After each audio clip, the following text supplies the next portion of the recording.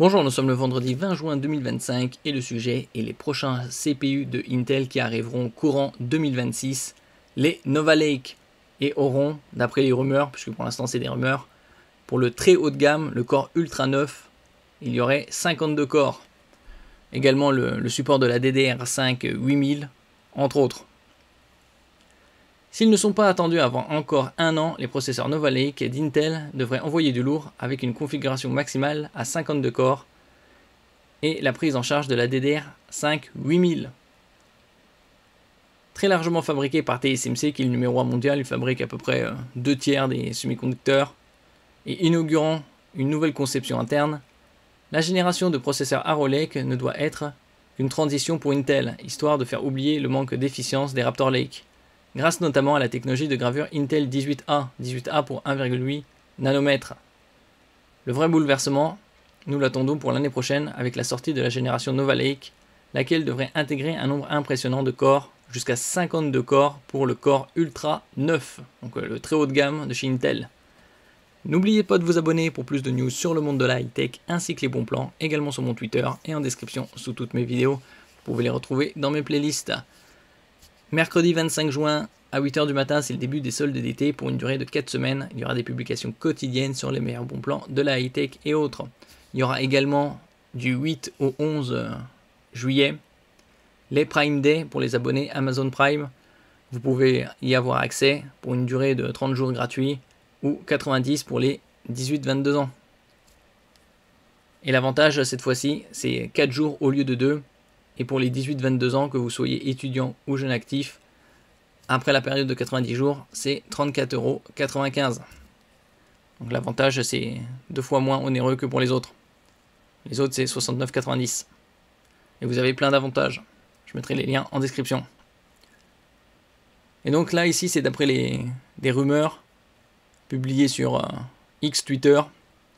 En effet, avec Nova Lake, Intel promet d'utiliser une nouvelle finesse de gravure autorisée par la technologie Intel 18A à laquelle pourrait être associé le N2 de TSMC.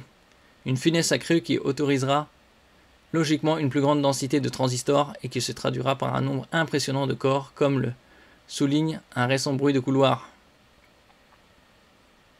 Ici on peut voir un peu mieux, comme on peut le voir ici, ça a été labellisé comme rumeur, donc il faudra attendre encore.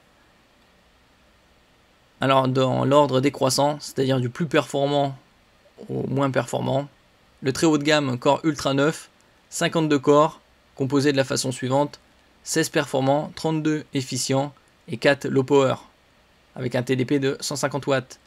Le Core Ultra 7, 42 corps, 14 performants, 24 efficients, 4 low power, 150 watts de TDP également. C'est du haut de gamme. Et après on passe au milieu de gamme. Core Ultra 5, 3 CPU différents. Alors, le plus performant ce sera 28 corps, 8 performants, 16 efficients, 4 low power. Le deuxième, 24 corps, 8 performants, 12 efficients et 4 low power. Toujours du 4 au niveau des basses consommations. Et le dernier, 18 corps, 16 performants, 8 efficients, 4 low power pour un TDP de 125 watts. Et on passe aux entrées de gamme avec le Core Ultra 3, 2 déclinaisons, 65 watts de TDP, un 16 corps avec 4 performants, 8 efficients, 4 low power, et 12 corps, 4 performants, 4 efficients et 4 low power. Ça restera à confirmer, il faudra attendre encore quelques mois, probablement le CES de Las Vegas, début janvier 2026. Et il y aura également la DDR5 8000, 32 lignes de PCI Express 5 avec ses nouveaux CPU. Ça c'est un peu d'autres informations au nombre de ports USB 3.2. Ici avec un débit de 20 Gb par seconde au nombre de 5. Au niveau du support des specs de ces CPU.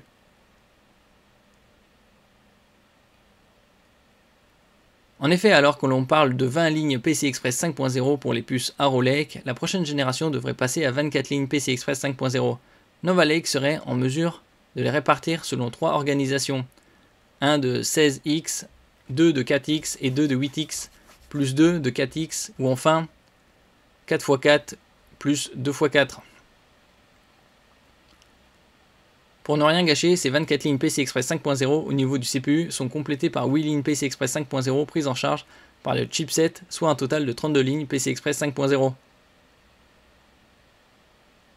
Et donc, ça envoie une grosse différence, et c'est notamment grâce à la gravure qui est très fine, puisque actuellement les CPU gravés les plus finement sont en 3 nanomètres. Là, ce sera du 2 ou 1,8.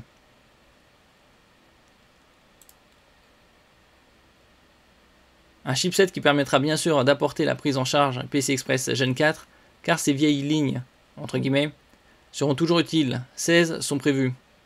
En effet, d'après la rumeur de l'informateur, on va dire, Jekin précise que côté USB, ici, on pourra compter sur la prise en charge de 5 ports 20 Gb par seconde, c'est-à-dire des ports USB 3.2 Gen 2 x 2, 10 ports 10 Gb, c'est-à-dire USB 3.2 Gen 2, 10 ports 5 Gb, donc ça c'est les ports USB 3.2 Gen 1, et 14 ports USB 2. Donc ceux-là, ils datent déjà de 25 ans, c'était le début des années 2000 environ.